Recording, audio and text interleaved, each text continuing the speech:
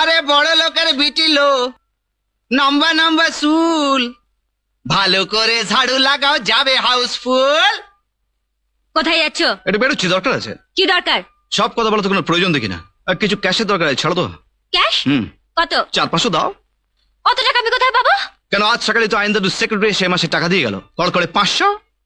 আচ্ছা দেখো, আমাদের বিয়েতে 1 মাস হয়ে গেছে, এবার তুমি ডিভোর্স ফর্মে একটা সই করে দাও। 500 কেন, আমি তোমাকে 1 লাখ টাকা দেবো। ও 1 লাখ তো পরে হবে, ও 1 লাখ তো পরে হবে।